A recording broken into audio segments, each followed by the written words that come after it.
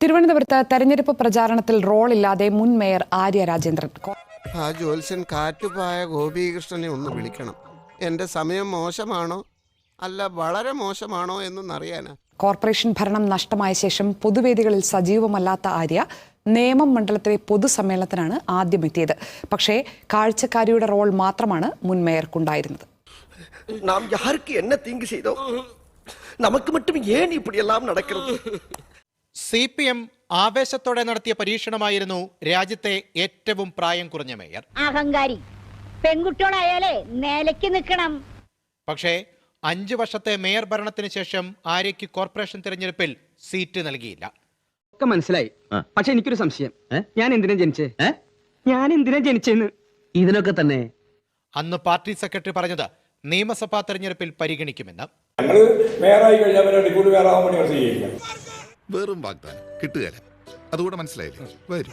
ആര്യയുടെ ഭരണത്തോടെ ചരിത്രത്തിലാദ്യമായി തിരുവനന്തപുരം കോർപ്പറേഷനിൽ കാവിക്കൊടി പാറിയതോടെ നിയമസഭയിലേക്ക് പേര് പോലും പരിഗണിച്ചില്ല.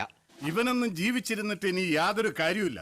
വല്ല പട്ടാളത്തിലും പോയി വെടികൊണ്ട് ചത്തിരുന്നെങ്കിൽ കുടുംബക്കാർക്കെങ്കിലും വല്ല പ്രയോജനം ഉണ്ടായേനെ. അങ്ങനെ ഒതുങ്ങിപ്പോയ മുൻമേയറെ ഇന്നലെ പൂജപ്പുരയിലെ പൊതുയോഗ മൈതാനത്ത് കണ്ടു. സ്ഥാനാർത്ഥി വരും മുമ്പേ സ്ഥലത്തെത്തി. ഒന്നുകിൽ ഞാനിത് പിടിച്ചു കയറും, രക്ഷപ്പെടും. ഇല്ലെങ്കിൽ ഇതോടെ ഞാൻ ഇവിടെ ഇല്ലാതാകും. ഉദ്ഘാടകൻ വന്നപ്പോഴേക്കും കാഴ്ചക്കാരിയായി മൈതാനത്തെ ഒരു കോണിലേക്ക് മാറി.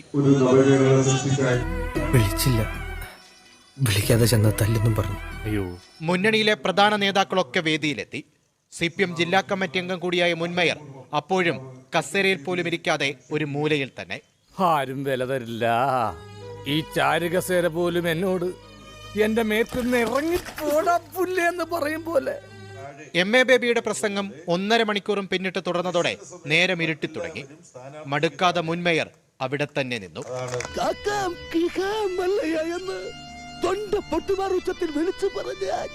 ഞങ്ങളോടത് വേണ്ടായിരുന്നു മല്ലയ്യ, വേണ്ടായിരുന്നു. ഒടുവിൽ പ്രസംഗം കഴിഞ്ഞു.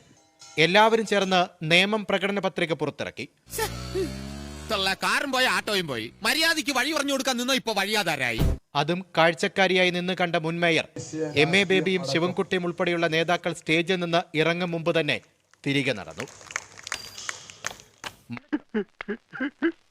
പാവം, അയാൾ കരഞ്ഞുകൊണ്ടാ പോകുന്നത്. അവൻ കരയണം, എന്നാലേ അവനൊക്കെ പഠിക്കൂ.